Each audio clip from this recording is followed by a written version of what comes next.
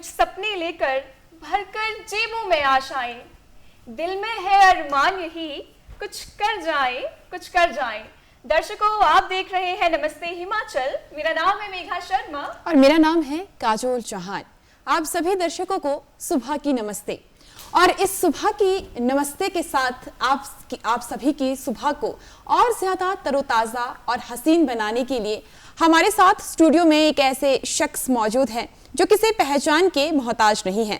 आज हमारे साथ अरुणोदय मौजूद है और साथ में उनके माताजी और पिताजी भी आज मौजूद हैं। तो सबसे पहले आप सभी का बहुत बहुत स्वागत।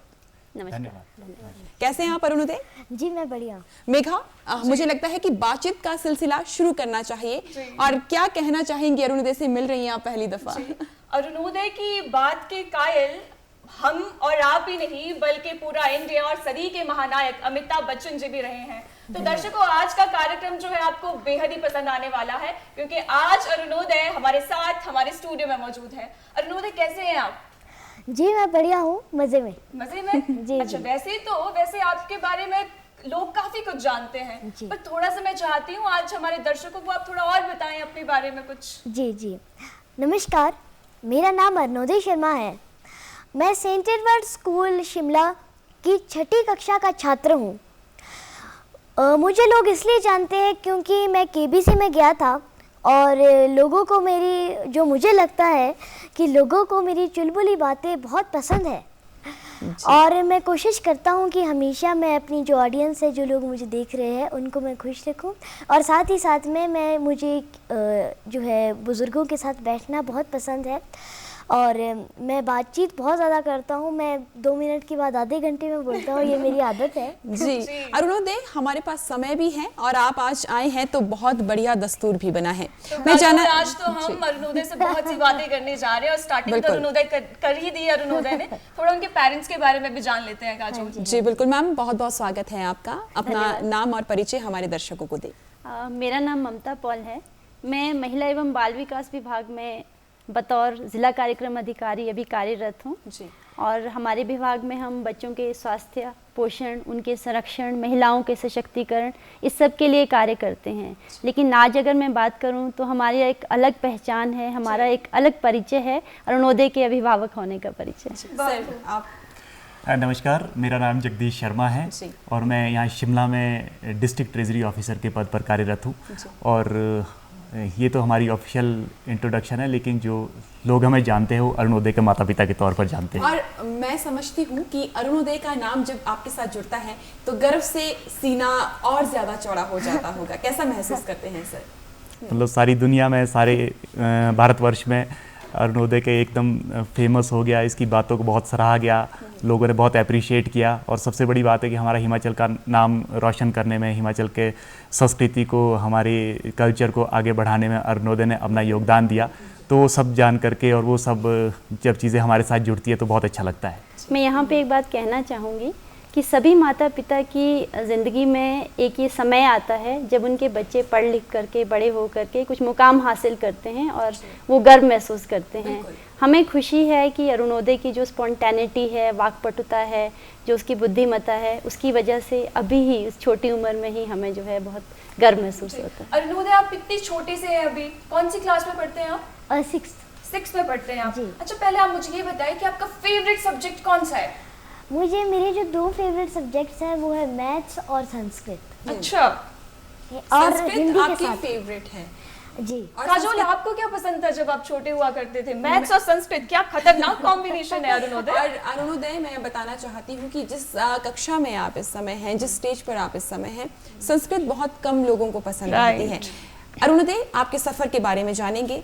सबसे पहले मुझे बताएं, ये बात करने का तरीका, ये लहजा किस तरह से आप में डेवलप हुआ?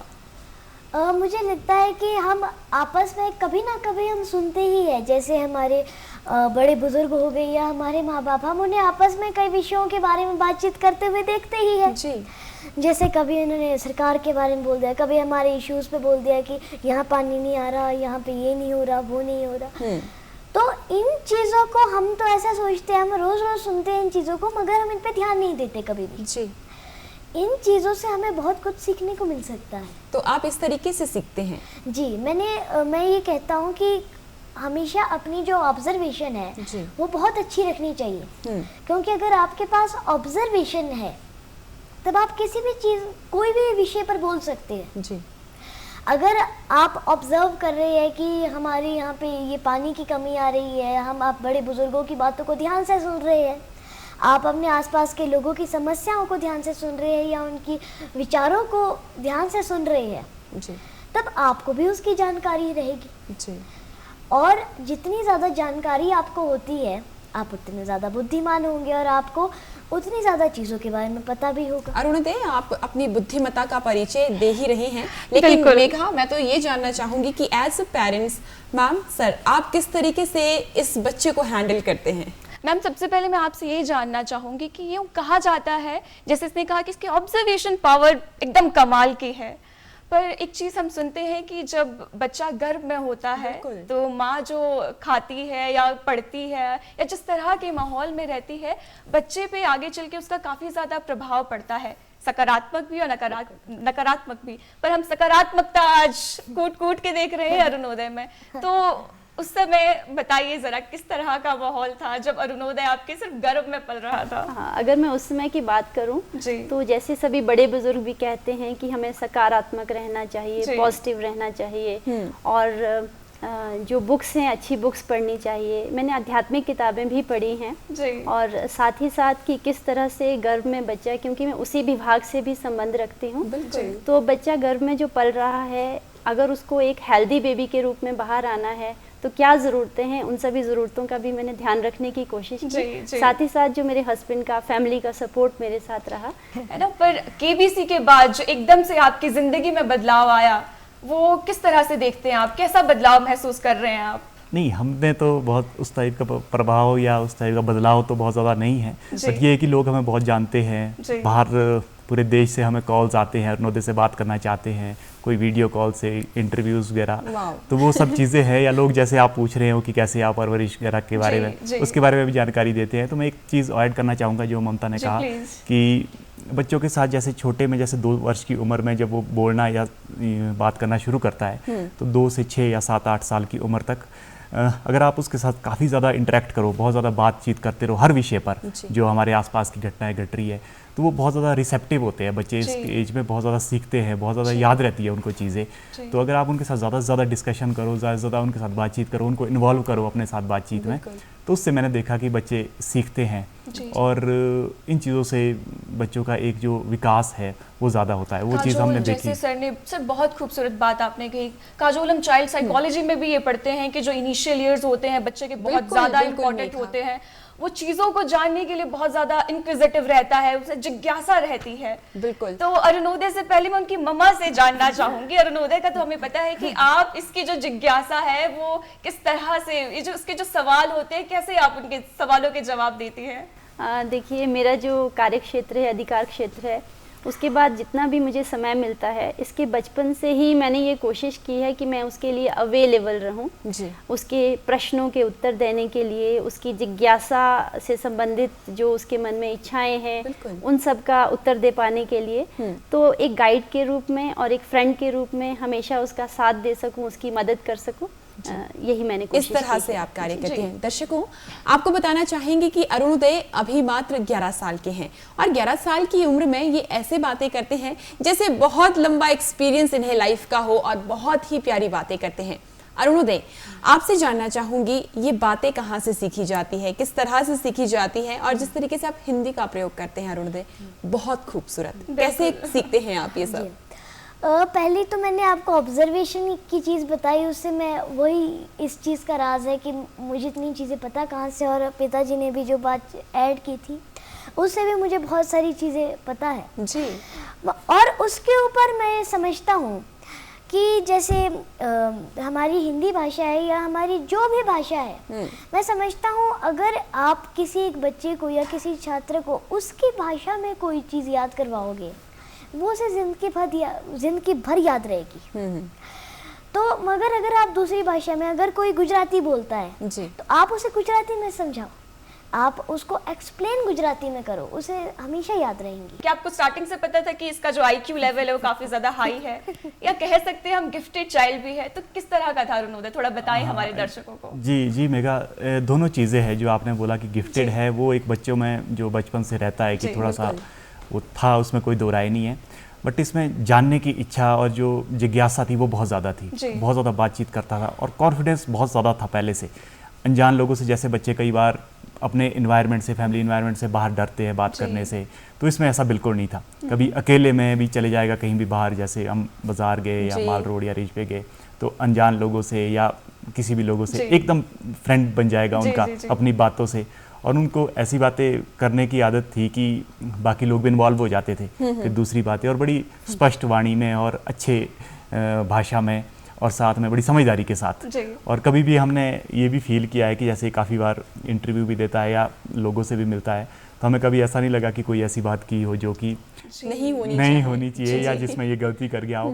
तो मोस्ट ऑफ द टाइम ये सही होता है, हम गलती कर सकते हैं। अरुणोदय, जैसे पापा ने कहा कि आपकी चुलबुली बातों के तो सब दीवाने हैं, है ना, पर आपकी जो बातों में वो गहराई बहुत होती है अरुणोदय।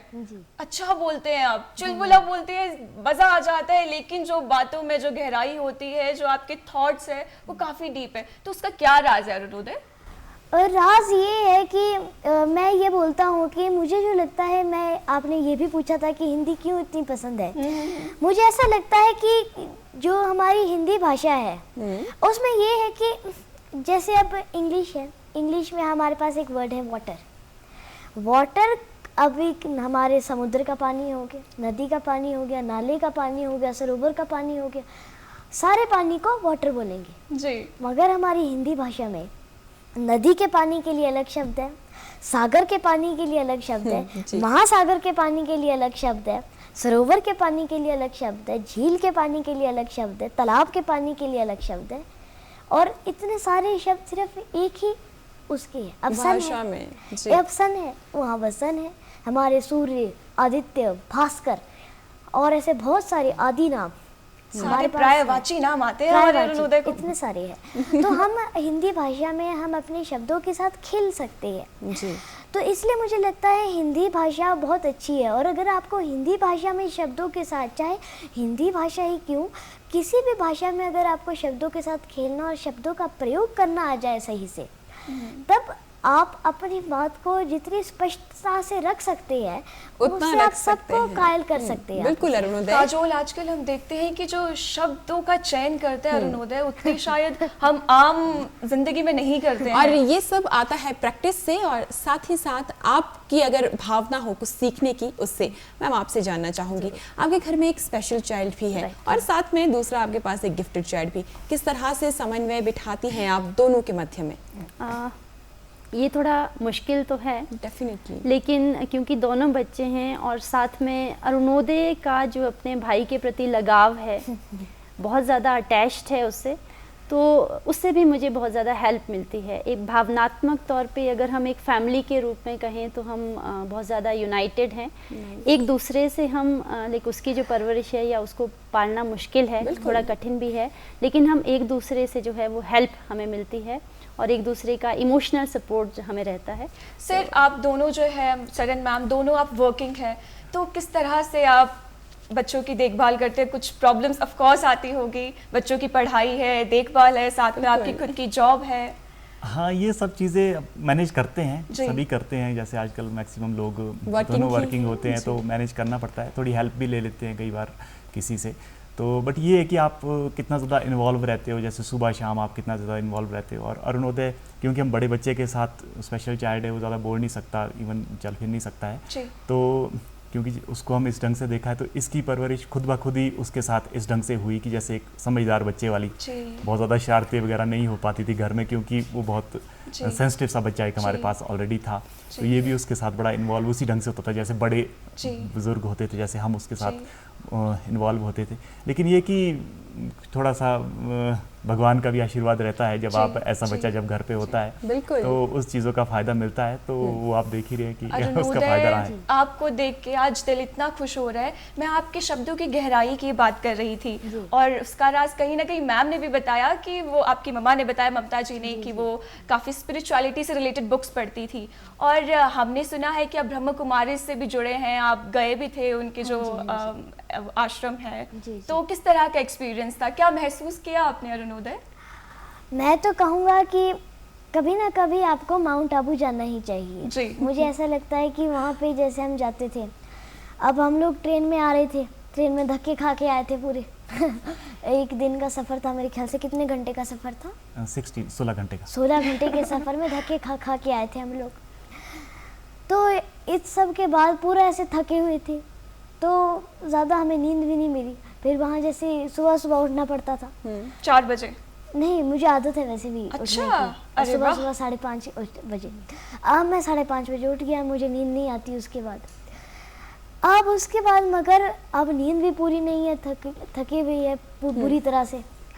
मगर क्या हुआ जब हम वहाँ माउंट आबू में निकले बाहर, ओह हो वो हमें ऐसा देखा हमने कि वहाँ वो जो पंछी चहचहा रहे थे, वहाँ इतने सुंदर सुंदर फूल, ऐसे ऐसे सुंदर सुंदर फूल, बिल्कुल ऐसे शिमला के वातावरण जैसा ही, राजस्थान में शिमला जैसा वातावरण, ठंडा ठंडा वातावरण। अरे अरे, उस पे मुझे ऐसा याद है कि वहाँ जैसे एक छोटा सा गार्डन था। उस गार्डन में ऐसा था कि अगर आप अपने हाथ में 3-4 मूंगफली के दाने रख के ऐसे उठा दे, हाथ से उठाकर ऐसे कर दे, तो क्या आती है वो जो स्पैरोज होती है या हमारा वो जो गुरैया होती है, वो एकदम आती है, एकदम उठा के चली हाथ जाती से है। दाना लेके जाती है। ऐसा नहीं कि हाथ में ही खाती है, वो फटाफट लेती है, फटाफट निकल जाती है, 1 सेकंड का टाइम लेती है। तो आपने ये भी एक्सपीरियंस किया? जी, और बड़ा अच्छा था। वहाँ पे दादी रत्ना मोहिनी वहाँ के जो हेड थे, और बाकी कई दीदियों से भी मिले, कई भाइयों से भी मिले वहाँ पे।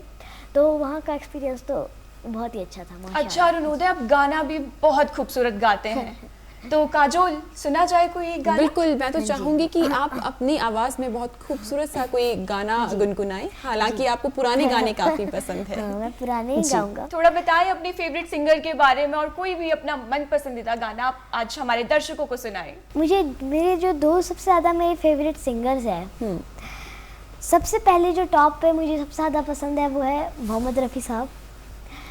उसके बाद मुझे बहुत पसंद है किशोर साहब, किशोर दा। तो मैं किशोर दा का ही गाना गुनगुनाऊंगा, वो मुझे बहुत पसंद है और उसमें बहुत मीनिंग भी है अगर आप उसे ढूंढें। जी। आ चल के तुझे मैं लेके चलूं एक ऐसे गगन के तले, जहाँ गम भी न हो, आंसू भी न हो, बस प्यार ही प्यार पले। एक ऐसी गगन के तले, सूरज की पहली किरण से आशा का सवेरा जागे, चंदा की किरण से धुल कर घन घोर अंधेरा भागे। कभी धूप खिले, कभी छाँव मिले, लंबी सी डगर न खले, जहाँ गम भी न हो, आंसू भी न हो, बस प्यार ही प्यार पले।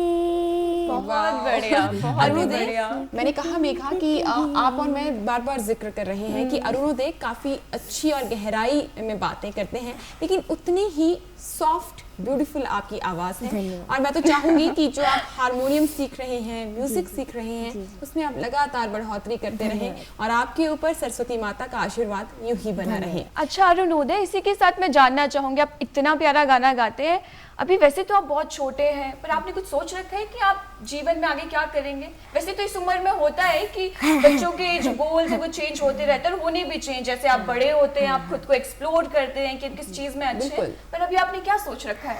मुझे तो ऐसा लगता है, अगर मैं अपने विचार दूँ, मुझे लगता है कि अभी मेरी लाइफ का कम से कम सबसे बढ़िया स्टेज चल रहा है।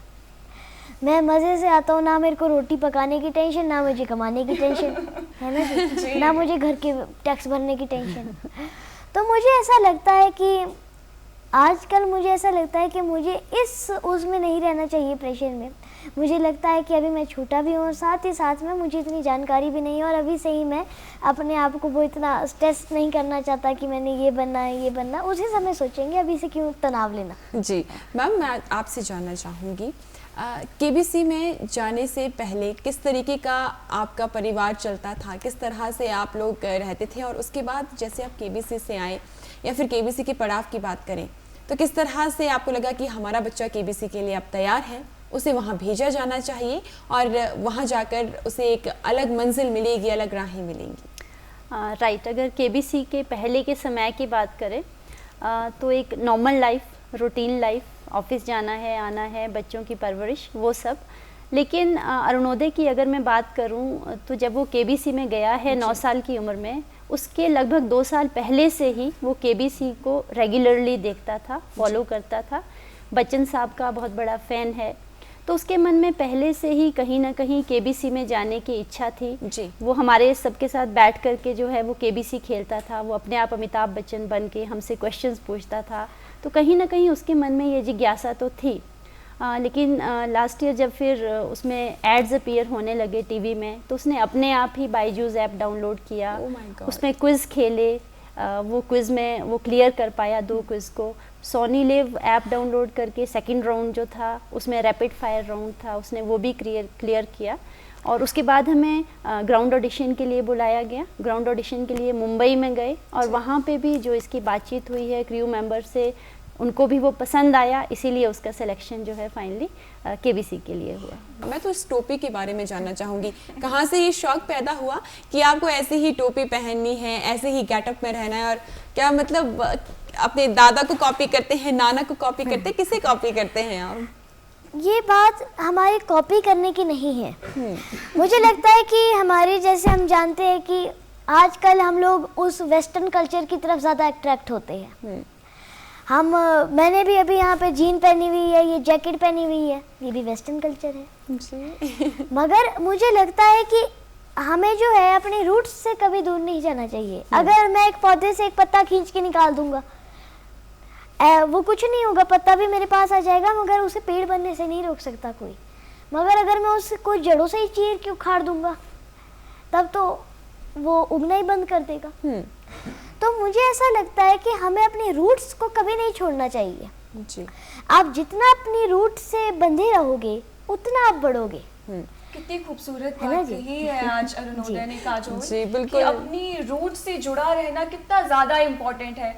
और ये जो मैसेज आज अरुणोदय दे रही है हम सबके लिए बहुत ज्यादा इम्पोर्टेंट है जी बिल्कुल। क्योंकि पौधा तभी फलता फूलता है जब वो अपनी जड़ों से जुड़ा रहता है। क्यों काजोल, आपका क्या कहना है इस बारे में? बिल्कुल। और मुझे तो मेघा ये भी नजर आता है कि जिस तरह से अरुणोदय बात करते हैं, समझते हैं चीज़ों को, तो बहुत अच्छी सिंचाई इनके परिवार ने की है। सर, आपसे जानना चाहेंगे, अरुणोदय का जिस तरीके की वो बातें करता है, कभी आपको नहीं लगता है कि हम इसे डांटेंगे भी तो सामने से किस तरीके के जवाब आएंगे और किस तरीके से मैं उसे हैंडल करूंगा? और जिस तरह की वो बातें करता है, तो आपको लगता नहीं है कि क्या इस उम्र में बच्चे को ऐसा होना चाहिए? नहीं, आपने बहुत ठीक बात कही। वैसे हम भी इसके साथ जब घर में बातचीत करते हैं तो एक चीज़ का हम बड़ा ध्यान रखते हैं कि हम जनरली इसको रोकते नहीं है या टोकते नहीं है बार बार पे। ठीक है, ये जो बोल रहा है ठीक बोल रहा है और काफ़ी हद तक सही भी बोलता है। और मैं बाकी पेरेंट्स से भी ये कहना चाहूँगा कि जनरली अगर बच्चों को ना टोका जाए तो ज़्यादा बेहतर है। जैसे ये बात कर रहा है, कुछ कर रहा है, तो अगर थोड़ी गलती भी हो जाए तो बच्चा मान करके वो माफ़ हो जाती है। लेकिन अगर आप उसको कम टोकेंगे तो उसकी जो एक क्रिएटिविटी है वो बाहर निकल करके आएगी। और जो सेल्फ एक इमेजिनेशन और जो अपने आप को एक डेवलप करने का जो एक बच्चे में हुनर होता है वो खुल करके बाहर आ सकता है। यकीनन। तो ये जनरली टोकना वगैरह हम कम ही रखते हैं घर में, अंटिल कोई बहुत ही ज़रूरत आ पड़े। जगदीश जी, आपने बहुत इंपॉर्टेंट बात कही। तो हम दर्शकों को भी यही कहना चाहेंगे कि जो छोटा बच्चा होता है बहुत इंक्विजिटिव होता है, उसके जो सवाल रहते हैं वो बहुत ज़्यादा रहते हैं। कई बार क्या होता है कि माता पिता को लगता है कि हमारा बच्चा कुछ अतरंगी सवाल पूछ रहा है या नोइंगली अननोइंगली कई बार जो है हम नजरअंदाज कर देते हैं अपने बच्चे को, और इसका इफेक्ट आगे जाकर पड़ता है। आप कहीं ना कहीं उनकी जो जिज्ञासा उनको खत्म कर देते हैं।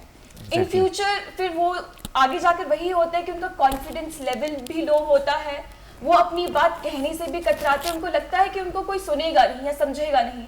तो ये बहुत इंपॉर्टेंट जो पेरेंटिंग टिप है सर ने दिया है, और सारे पेरेंट्स को ये जरूर फॉलो करना बिल्कुल मेघा, आपने बिल्कुल सही बात कही। और इसी तरह से अरुणोदय, मैं आपसे जानना चाहूँगी, क्या ऐसी कौन सी टिप्स हैं जो आप देना चाहेंगे हमारे दर्शकों को, या फिर छोटे बच्चे जो इस समय देख रहे हैं, किस तरह से पढ़ें, कैसे पढ़ें, कितना ज्ञान लें, कब पढ़ें, किस समय पढ़ें, ये सब आप जरूर बताएं। बहुत सुंदर सवाल किया है काजोल आपने। जैसे अभी इन्होंने बताया था कि इन्हें मैथ्स बहुत पसंद है, और काजोल मैं अपनी बात करूं, मुझे अपने स्कूल टाइम में मैथ से सबसे ज्यादा डर लगता था। और मैक्सिमम बच्चों को हम कहते सुनते हैं कि हमें मैथ से बहुत डर लगता है, अलग ही फोबिया है। तो थोड़ा बताएं अरुणोदय हमारे दर्शकों को कि कैसे पढ़ा जाए, और खासकर मैथ्स के लिए कुछ टिप्स एंड ट्रिक्स दी जाए। मुझे ऐसा लगता है कि हमारी जो टिप्स एंड ट्रिप्स मैं देता हूँ, सबसे पहला तो जो आपका क्वेश्चन था कि क्या टिप्स देंगे, पहला जो मेरी टिप है कि हमेशा, जैसे मैंने बोला, रूट से जुड़े रहो। मैं कहता हूँ वैसे अपनी भाषा को भी कभी नहीं छोड़ना। आप जिस भाषा, हमारा जो ओरिजिन है हमारी भाषा का, वो हुआ है संस्कृत से। हमारे कई ऐसे, पहाड़ी में भी, हिंदी में भी कई ऐसे शब्द हैं जो कि संस्कृत से लिए गए हैं, तो हमारी माँ संस्कृत हुई। इसलिए संस्कृत को अगर आप पसंद करेंगे तो आप अपनी भाषा को, और आप अपनी हिंदी भाषा को और संस्कृत को, इन तीनों भाषा को एक साथ ही प्रेम करेंगे। अगर आप मैथ्स को प्रेम करेंगे, और हाँ, मैथ्स को मुझे देखता हूँ मैं, मैथ्स को लोगों ने बहुत ज़्यादा वो किया हुआ है, एम्फेसाइज, कि मैथ्स से हमें डर लगता है।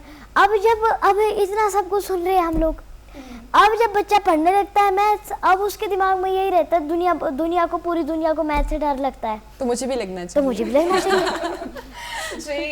और उस चक्कर में कंसंट्रेशन लेवल गिर जाता है। डेफिनेटली मैं कहता हूँ, जैसे आप संस्कृत की बात कही, मैथ्स भी, अगर आप मैथ्स से प्यार करेंगे क्या होगा, आप मैथ्स को तो पसंद कर ही रहे हैं, आप फिजिक्स भी पूरी ही मैथ्स पे डिपेंडेंट है, और बाकी हमारी केमिस्ट्री, बायोलॉजी, ऐसे बहुत सारे हमारे विषय है जो कि मैथ्स पर निर्भर है। उनको सबको हम एक साथ प्रेम करेंगे तो मुझे लगता है कि हमें एक साथ हमारा दिमाग तो इतना सा है, एक मुट्ठी के बराबर, एक मुट्ठी के 2 मुट्ठी के बराबर इतना सा दिमाग है हमारा। उसमें अगर आप इतनी सारी बातें डालते जाओगे, वो बोल रहा जगह नहीं है भाई, जगह नहीं है बिल्कुल, आप बोल रहे बड़े बहुत जगह डाल दो, इसके अंदर और डाल दो। ऐसा भी करते हैं ऐसा कई लोग, मगर हमें ऐसा करना है कि मैं ऐसा बताता हूँ आपको, मेरी एक जो टिप मैं देता हूँ, क्या करना, अगर आप आधा घंटा पढ़ते हो, आधा घंटा पढ़ो, आधा घंटा आपने पढ़ा, आधा घंटा पढ़ने के बाद 5 मिनट की ब्रेक लो। 1 घंटा पढ़ा तो 10 मिनट की ब्रेक लो, 2 घंटा पढ़ा तो 20 मिनट की ब्रेक लो। मगर अगर 4-5 घंटे पढ़ लिए तब तो फिर आप ब्रेन पर दबाव डाल रहे हो। हमें जो है अपने ब्रेन को रेस्ट भी देना ज़रूरी है। अब अगर आपको बोल दे कि चलो जी भागते जाओ, एंडलेस लूप है ये, जहाँ तक भागोगे उतने पैसे मिलेंगे, आप भागते जा रहे हो, अब रेस्ट भी चाहिए बॉडी को, कैसे भागोगे वरना। और अरुणोदय, मुझे लगता है कि आपकी बातें एंडलेस रहती हैं, बहुत प्यारा और बहुत अच्छा कहते हैं आप, और जानकारी जिस तरह से आप देते हैं, आप बहुत बढ़िया तरह से जानकारी भी देते हैं। मैम, आपसे जानना चाहेंगे, हालांकि हम सभी ने देखा केबीसी से वापस लौटने के बाद बहुत से लोग आपसे मिलने आए, घर में तांता लगा था, रिश्तेदारों के फ़ोन कॉल्स आए, मैसेजेस आए, फिर मैंने देखा कि ये अपने ननिहाल भी गए थे। राइट। किस तरीके से लोगों से मिलना रहता है और इतनी भारी ऑडियंस को संभालना कितना डिफिकल्ट रहता है आपके लिए? पहले मैं इसको एक पॉजिटिव वे में लेकर के बात करना चाहूँगी। केबीसी के आने के बाद जो अरुणोदय को ब्लेसिंग्स मिली है, ना सिर्फ परिवार से, रिश्तेदारों से, अपने देश के लोगों से, प्रदेश के लोगों से, ऑल ओवर द वर्ल्ड हमने फ़ोन कॉल्स रिसीव किए, सबकी ब्लेसिंग्स इसको मिली है। और साथ ही साथ अभी भी कई बार लाइक वीकेंड्स पे अगर हम कहीं माल रोड पे हैं तो टूरिस्ट बाहर से आए होते हैं, तो वो भी इसको देख करके वो ये कहते हैं कि हम बस यही चाहते थे कि शिमला में एक बार हम अरुणोदय से मिल जाएं। So nice. लास्ट ईयर ही गुजरात से कोई फैमिली आई थी, तो दे स्पेशली कॉल्ड अस, उन्होंने हमें बुलाया और वो अरुणोदय से मिलने के लिए। और साथ ही साथ बहुत सारी चिट्ठियाँ आती है, शुरू में अरुणोदय ने हर चिट्ठी का जवाब दिया। महाराष्ट्र से कोई किसान भाई लोग हैं, वो भी उसको लेटर लिख रहे हैं। एक कोई काफ़ी बुज़ुर्ग थे, शायद 80 इयर्स की उनकी एज थी, 81 इयर्स की एज थी, वो लिख भी नहीं पा रहे थे, फिर भी उन्होंने अरुणोदय को लिखा।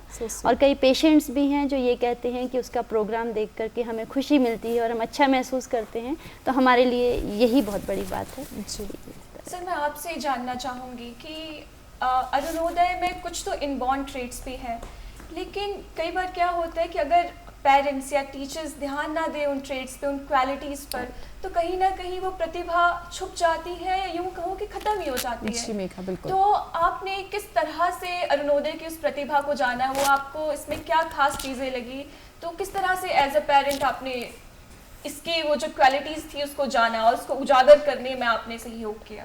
नहीं, जैसे आपने कहा, हमें शुरू से ये लगता था कि बातचीत करने में और जैसे जिस ढंग से ये बात करता है वो एक अलग है, वो आम बच्चों से थोड़ा डिफरेंट है या बहुत बढ़िया बोलता है ये, तो उस चीज़ को हमने उजागर किया। और जैसे हम एक्स्ट्रा करिकुलर एक्टिविटीज़ में देखते थे, तो हमने इसको पहले डांस में भेजने की कोशिश की, तो इसने पहले दिन ही मना कर दिया कि मुझे ये शौक़ नहीं है। अच्छा, लेकिन फिर हमने नेक्स्ट टाइम इसको म्यूज़िक में, तो इसको इतना शौक़ हुआ म्यूज़िक का, खासकर क्लासिकल की तरफ, नॉट वेस्टर्न, वो इसने अपने आप ही सिलेक्ट किया, तो क्लासिकल में राग वगैरह की तरफ इसका शौक़ हुआ। तो उसके बाद ये खुद ही खुद उसको डेवलप करता रहा, तो बच्चों में वो खुद ब खुद पता लग जाता है। तो कुछ चीज़ें ऐसी है जो आपको सिर्फ उसको थोड़ा बताना पड़ता है कि ये चीज़ें अवेलेबल है, आप इसमें कुछ करना चाहोगे। तो इसमें कुछ चीज़ें ऐसी है जो जैसे म्यूज़िक है, पिछले दिनों हमने स्केटिंग पे इसका कोशिश की, तो इसने स्केटिंग बहुत अच्छे से सीखी, मतलब 7 डेज़ में बहुत अच्छी स्केटिंग करने लग गया।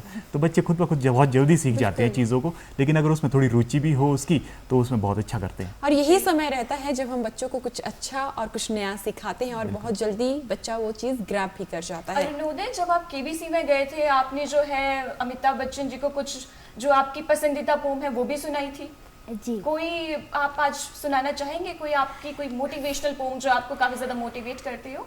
मुझे ऐसा लगता है कि जो मुझे 2 पोम्स लगती है जो सबसे ज़्यादा मुझे मोटिवेट करती है। पहला है जो हमारे महाभारत में श्लोक कहा गया था, यदा यदा हि धर्मस्य। जी, संस्कृत का श्लोक है जी। मुझे इसमें बहुत मतलब लगता है। स्पिरिचुअल होने के साथ साथ ये हमें मोटिवेशनल भी बहुत देता है। और बाकी तो आपने लहरों से डरकर नौका पार नहीं होती, वो तो सुना ही था वहाँ पे। जी, जी, जी। तो फिर मैं यही बोलूँगा कि यदा यदा हि धर्मस्य ग्लानिर्भवति भारत अभ्युत्थानम् अधर्मस्य तदात्मानं सजाम्यहम् परित्राणाय साधूनां विनाशाय च दुष्कृतां धर्म संस्थापनार्थाय संभवामि युगे युगे। अभी आपको कैसा लगता है जब आप दोबारा उस एपिसोड को देखते हैं, क्या फीलिंग्स आती है अरुणोदय?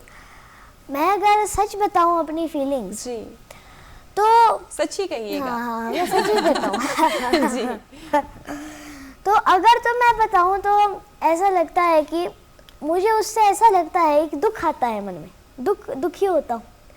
ऐसा दुख आता है कि भगवान ने कैसा बनाया कि वो सिर्फ एक ही पल थे, वो सिर्फ एक ही सेकंड था जिसमें वो मैं बोल रहा था। और उसको मैं हमेशा सोचता हूँ क्या मैंने उस पल को ढंग से जिया होगा। मैं हमेशा वो सोच के सोचता हूँ कि उस वक्त कई बार ऐसा था कि मैंने कुछ बोला, मैं अब टीवी पे देख रहा हूँ, मेरे को पता ही नहीं है मैंने ये बोला है। मैं टीवी पे देख रहा हूँ, हाय राम ये कब बोल दिया मैंने, हाय राम जी, ये कब बोला। अब ये सब इतना कुछ हो गया, तो ऐसा ही होता है। तब मुझे ऐसा लगता है कि जो चीज़ें मेरे को याद ही नहीं थी मैंने बोली, उसको मैं जिया कैसे होगा मैंने। Oh my God. तो मेरी तो ऐसी फीलिंग होती है, मुझे कभी कभी नॉस्टैल्जिक भी लगता है, कभी कभी अच्छा भी लगता है, कभी कभी थोड़ा बुरा भी लगता है। इससे पता चलता है काजोल कि आपने जो है अरुणोदय उस पल को अच्छे से जिया है। इससे तो यही पता चलता है। और बहुत इससे भी एक और इम्पोर्टेंट सीख मिलती है कि वर्तमान में जीना बिल्कुल सही बहुत बात ज्यादा है। इम्पोर्टेंट है। वर्तमान में जीना भी इम्पोर्टेंट है और बिल्कुल। साथ ही साथ हर घड़ी कुछ ना कुछ नया सीखना भी बहुत ज़रूरी रहता है। जी। सर मैम, आप दोनों से जानना चाहूँगी कि बच्चे को ज़्यादा अधिक सिखाने के लिए किसका सहारा ज़्यादा लेते हैं, क्योंकि आज की अगर हम पेरेंटिंग देखते हैं तो लोग अपने छोटे बच्चों के हाथों में मोबाइल थमा देते हैं या फिर उन्हें अकेला छोड़ देते हैं कुछ पल के लिए। तो आप किस तरीके से मैनेज करते हैं मैम? देखिए, जब तो बच्चा काफ़ी छोटा होता है, below the age of 4 years, तब तो पेरेंट्स ही उसके गाइड होते हैं हर तरह से। उसको क्या देखना है टीवी पे, किस तरह के कार्टून्स उनको दिखाने हैं या किस तरह की इन्फॉर्मेशन उनको दिखानी है, वो पेरेंट्स ही डिसाइड करते हैं। पेरेंट्स अपनी स्टोरीज़ के माध्यम से या बातचीत के माध्यम से उनको सिखाते हैं, समझाते हैं और कोशिश करते हैं कि अच्छे संस्कारों के साथ साथ अच्छी बातें भी उन्हें सिखा पाएँ। जैसे जैसे बच्चा आगे बढ़ता है, क्योंकि टेक्नोलॉजी का ज़माना है, बुक से तो बच्चे पढ़ते ही, अपने स्कूल में भी पढ़ते हैं, लेकिन टेक्नोलॉजी का अगर सही इस्तेमाल किया जाए और सही तरीके से बच्चे को वो दिया जाए तो टेक्नोलॉजी भी बच्चे को बहुत कुछ सिखाती है। बहुत खूब। सर, मैं आपसे जानना चाहूँगी कि अक्सर हम देखते हैं कि आजकल स्कूल ले लो या पेरेंट्स ले लो, वो या तो कॉग्निटिव लेवल पे ज़्यादा ध्यान देते हैं या कुछ साइकोमोटर पे देते हैं, तो अफेक्टिव कहीं ना कहीं पीछे छूट जाता है, मुझे ऐसा लगता है। तो आपने जो है कॉग्निटिव लेवल पे, अफेक्टिव लेवल पे, साइकोमोटर लेवल पे, तीनों लेवल पे ध्यान दिया है इस बच्चे के। तो मैं आपसे जानना चाहूँगी कि इतना अच्छा अभी अरुणोदय कर रहे हैं, इनको सब जानते हैं, आपने जैसे बताया कि कॉल्स आते हैं, लेटर्स आते हैं, इतना पसंद करते हैं हमारे अरुणोदय को, तो आप इनको ग्राउंडेड रखने के लिए क्या कुछ करते हैं? क्योंकि अभी सफ़र बहुत लंबा है और इसकी प्रतिभा का ये उजागर होते रहना, क्योंकि ये कुछ अच्छा करने के लिए तो ज़रूर बना है, तो आप इसको ग्राउंडेड रखने के लिए क्या कुछ करते हैं? ये बात आपने ठीक कही, लेकिन हम कोशिश करते हैं कि कम से कम हम मीडिया ग्लेयर में या बहुत ज़्यादा हमारे पास लोग इंटरव्यू वगैरह के लिए बहुत लोग कहते हैं, तो हम कोशिश करते हैं कि कम हो, मतलब जितना, क्योंकि बच्चे की साइकोलॉजी का भी ध्यान रखना है। बहुत ज़्यादा हमें इधर उधर भी बुलाते हैं, कोई स्टेज शो है, इस टाइप से है, तो हम कोशिश करते हैं कि जितना ज़रूरी हो या जितना हम रिस्ट्रिक्ट कर सके उतना करें। बाकी बच्चे की एक अपनी जो वो तो निखर करके आ ही जाती है। पर मैं इसमें ऐड करना चाहूँगा कि स्कूल का बहुत बड़ा योगदान होता है। स्कूल, इनका स्कूल में जो स्टेज परफॉर्मेंसेस होती है या म्यूज़िक के प्रोग्राम होते हैं या क्लासरूम में जो इनकी डिस्कशंस होती है, डिबेट्स होती है, उसका बहुत बड़ा बच्चों के परवरिश, बच्चों की जो डेवलपमेंट पे, विकास पे बहुत ज़्यादा योगदान रहता है। तो स्कूल का मैं प्रभाव देखता हूँ जो कि अरुणोदय के इसमें विकास में है, वो हमें निखर करके बहुत अच्छा आता है। देखते हैं, बहुत बढ़िया सर। एक चीज़ हम देखते हैं कि बच्चा एक होता है, हमारे टाइम में क्या होता था कि ट्रायल एंड एरर मेथड से चलता था, फिर जाके पता चलता था कि हाँ हम इस चीज़ में अच्छे हैं। पर जैसे आपने बताया, आज की डेट में पेरेंट्स बहुत ज़्यादा अवेयर है, स्कूल बहुत ज़्यादा रोल प्ले कर रहे हैं बच्चे की ज़िंदगी में। अरुणोदय, आप इतने छोटे से हैं, तो आप बताएंगे कि कोई स्कूल में कोई आपका मेंटोर हो या जिसने आपको गाइड किया हो? पेरेंट्स तो आपके साथ है ही, ये तो सपोर्ट पिलर एकदम तैयार है आपके साथ, लेकिन स्कूल में कोई हो, टीचर, कोई गाइड? मैं बताता हूँ कि जब मैं म्यूज़िक के लिए गया तो पहले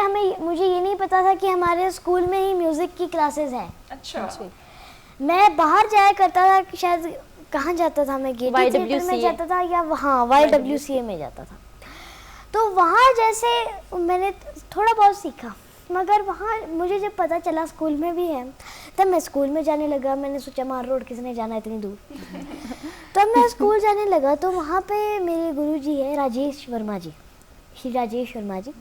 तो मैंने काफ़ी चीज़ें उनसे भी सीखी। वो संगीत तो सिखाते हैं, साथ ही में कई बार वो जो है कुछ कोड्स भी बता देते हैं, डीप कोड्स, कभी कभी लाइफ के बारे में कई कड़वी सच्चाई, कई बार अच्छी अच्छी बातें भी बता देते हैं। तो वो उनको मैंने हमेशा अपने मेंटर की तरह माना है। और जैसे अभी बात हो ही रही है, तो मैं चाहता हूँ, अगर मैं थोड़ा सा कुछ एक चीज़ कहना चाहता हूँ कि हम जानते हैं कि कल मंडे के दिन हमारी है महाराणा प्रताप जयंती। पहले तो आप सभी दर्शकों को उसकी बहुत बहुत बधाइयाँ। तो जैसे हम जानते हैं महाराणा प्रताप की कहानी की, कैसे उन्होंने हल्दी घाटी के लिए हल्दी घाटी में अपने प्राण त्याग दिए, अपने राज्य के लिए, अपनी मातृभूमि के लिए, कैसे वो अपनी जान पर भी खेल गए, कैसे उन्होंने ये निश्चय कर लिया कि वो कभी भी किसी बिस्तर पर नहीं सोएंगे, निश्चय कर लिया कि वो कभी मांस नहीं खाएंगे, निश्चय कर लिया वो कभी स्वर्ण नहीं पहनेंगे और निश्चय कर लिया वो कभी सुंदर कपड़े नहीं पहनेंगे। और मरते दम तक उन्होंने ये पालन किया। तो ऐसे ऐसे शूरवीरों की कथाएं हम तो दोहराते ही रहेंगे और ये ज़माना भी दोहराता रहेगा। मगर मैं चाहता हूँ कि क्या हम उन शूरवीरों के बराबरी तो नहीं कर सकते कि चलो जी हम भी तलवार लेके चले गए जी मैदान पे। हम उन शूरवीरों की तो नहीं कर सकते, उन तक उनकी जो महिमा है, उनकी जो साहस है, वहाँ तक तो नहीं पहुँच सकते उस स्तर तक, मगर हम थोड़ा अपना तो योगदान कर ही सकते हैं। बिल्कुल। हम आप सभी दर्शक जो भी इसे देख रहे हैं, मैं चाहता हूँ कि आप इस बात को ज़्यादा से ज़्यादा लोगों तक पहुँचाएं, ज़्यादा से ज़्यादा लोगों तक बताएं, उनको बताएं, जागरूकता दें कि ये हिमाचल अब हमारी धरोहर है, ये देश हमारी धरोहर है, ये धरती हमारी धरोहर है और ये ब्रह्मांड हमारी धरोहर है। आप माने ना माने, इंसान मास्टर सर्वशक्तिमान है पूरे ब्रह्मांड में, अभी तक के लिए फिलहाल, जब तक कोई और नहीं मिला है। जी। सबसे बड़ा, सबसे बुद्धिमान इंसान है। बिल्कुल। तो आप ये चाहते हैं कि वो अपनी बुद्धिमत्ता का सही डायरेक्शन में इस्तेमाल भी करें और लगातार अच्छे कार्य के लिए, देश की प्रगति के लिए अपना सहयोग भी देते रहें। जी। अब जैसे हम देखते हैं कि जो हमारे गांव होते हैं, हम कोई ना कोई ऐसी जगह जानते ही है हमारे देश में या हमारी देवभूमि हिमाचल में, जो इतनी सुंदर है कि ऐसा लगता है कि प्रकृति ने अपने हाथों से सजाई हो जगह। ऐसा लगता है कि ये किसी कारीगर ने बनाई हो, किसी कारीगर ने बनाया हो, ये ऐसा लगता है उसे देख के। तो क्या, और ऐसी कई जगह, जैसे मेरा गांव है, प्रदूषण बिल्कुल कम है, कूड़ा कचरा भी बड़ा कम है, मगर मैं ये सोचता हूँ क्या वो गांव अब से, जब मैं 50 साल बाद फिर अपने गांव जाऊंगा, अगर 50 साल के बाद जब मैं अपने गांव जाऊंगा, तो क्या मैं उस गांव को वैसा ही देख पाऊंगा? बहुत अच्छी बात अरुणोदय आप कह रहे हैं कि हम सबको एनवायरनमेंट फ्रेंडली भी होना चाहिए और अपना पर्यावरण संरक्षण में एक अहम योगदान भी देना चाहिए। देखिए, बातें बहुत सारी है अरुणोदय आपसे करने के लिए, लेकिन हमारे पास समय की थोड़ी सी कमी है, ठीक है। और मुझे लगता है कि दर्शकों को आपकी बातें सुनने में काफी मजा भी आ रहा है, आनंदित भी महसूस कर रहे हैं। और मैं और मेघा बहुत ज्यादा आप में खो गए थे और ऐसा लग रहा था कि मेघा ये बातें खत्म ना हो, ये सिलसिला खत्म ना हो। जैसे दर्शकों कहते ही है कि बच्चों में भगवान बसते हैं, वो बातों को इतनी सरलता से, और अरुणोदय की बात करें तो इतनी स्पष्टता है इनकी जो है जीवन को लेके, वो कमी देखने को मिलती है और ये अपने आप में एक अनुकरणीय बात है। तो दर्शकों, बने रहिए आप डीडी हिमाचल के साथ और हमें दीजिए इजाजत। नमस्कार।